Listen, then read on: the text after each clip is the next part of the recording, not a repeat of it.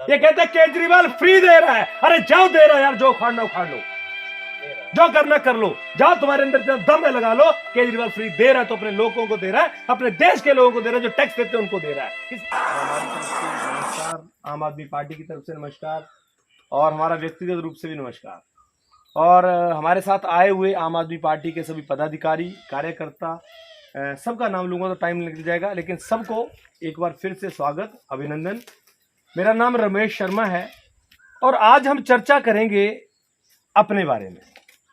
अपने मतलब हम सब के बारे में, हमारे समाज के बारे में। चर्चा जरूर राजनीति से प्रेरित हो सकती है, राजनीति से जुड़ी हुई हो सकती है, लेकिन ये चर्चा हम सबके फायदे की होगी, ये मैं आपको भरोसा दिलाना चाहता हूं अपनी बात शुरू करने से पहले। अभी मैं सभी लोगों के विचार यहां सुन रहा था, सभी लोग अपनी अपनी बात रख रहे थे। ये बात रखने का हर व्यक्ति को अधिकार है और होना भी चाहिए। इन सारी बातों में अगर देखें तो एक बात बड़ी कॉमन समझ में आती है, वो ये है कि हर आदमी चाहता है, हर व्यक्ति चाहता है कि उसका गांव तरक्की करे, उसका परिवार तरक्की करे, उसका शहर तरक्की करे, उसका देश तरक्की करे और उसका पूरा समाज तरक्की करे।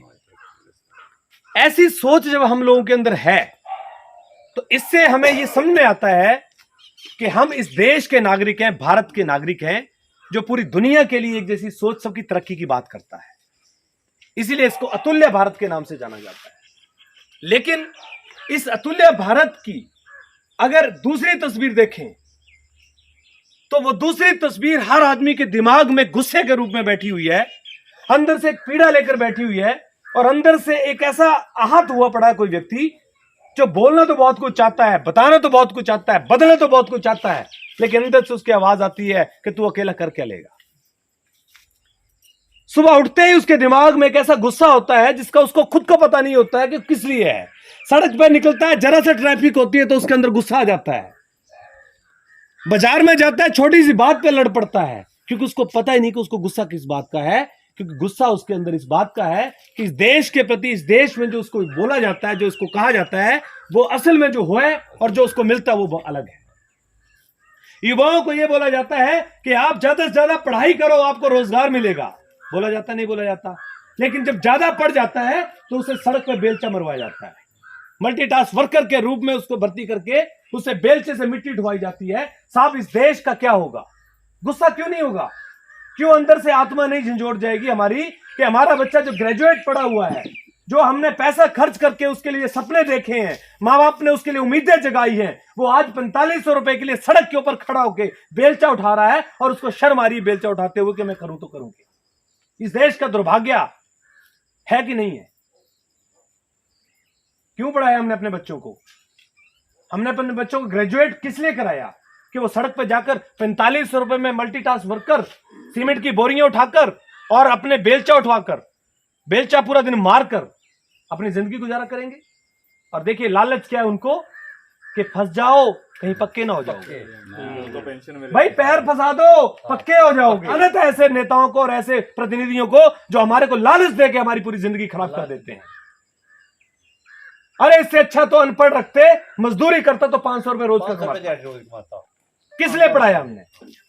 ये मुद्दा बड़ा इंपॉर्टेंट है, इसको आपको समझना पड़ेगा। और इस मुद्दे को समझने के लिए केजरीवाल जी ने 8 साल पहले शुरुआत करी थी कि भैया जो मर्जी हो जाए, शिक्षा और रोजगार इस देश की सबसे बड़ी जरूरत है।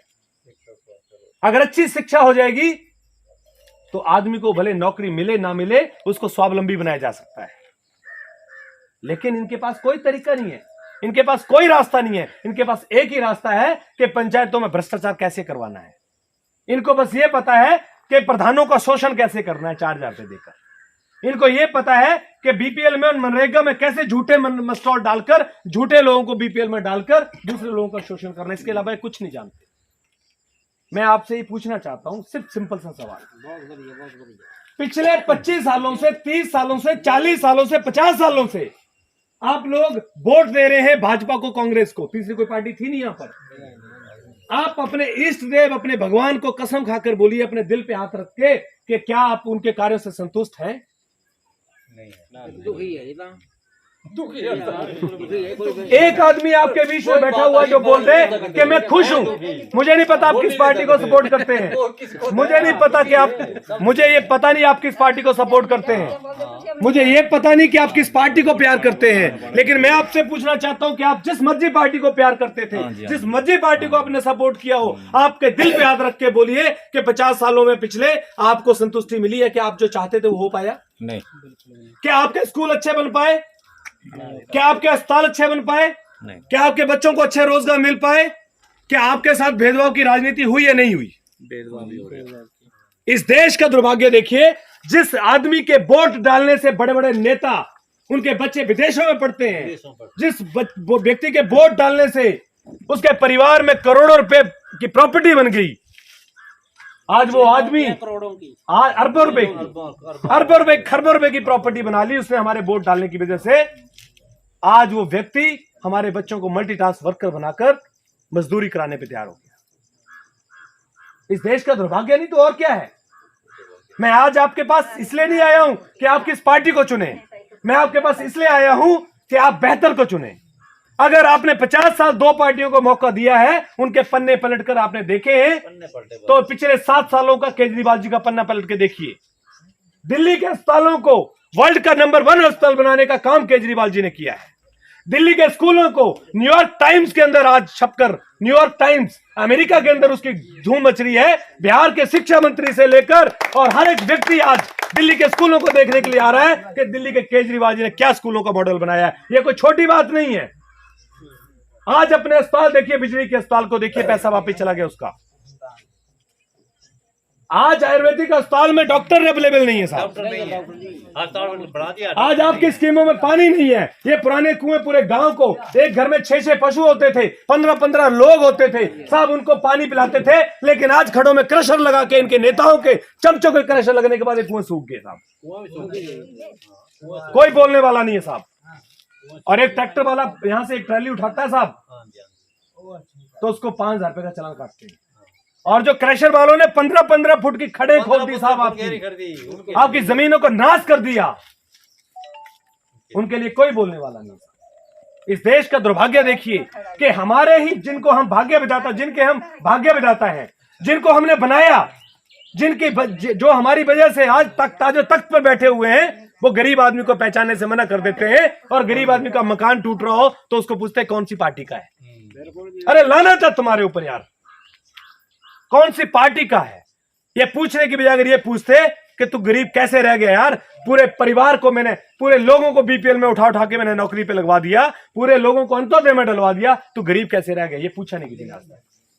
आम आदमी पार्टी ने आज हर एक व्यक्ति को टच करने का प्रयास किया है, एक एक व्यक्ति को अप्रोच करने का प्रयास किया है। महिलाओं को सम्मान के रूप में एक राशि देने की बात की है, क्योंकि महिलाओं को हिमाचल प्रदेश में सबसे बड़ी समस्या होती है, एक व्यक्ति मजदूरी करता है, रात को दारू पी के चला जाता है, महिला को अपना घर चलाना मुश्किल हो जाता है, अपने बच्चों को छोटी मोटी चीजें देना मुश्किल हो जाती है। केजरीवाल सरकार ने कहा कि अगर हिमाचल प्रदेश में आम आदमी पार्टी की सरकार बनेगी, उस महिला को सम्मान के रूप में 1,000 रुपए महीने का मिलेगा, ताकि उसका अपना पर्सनल जो खर्चा है वो कर सके।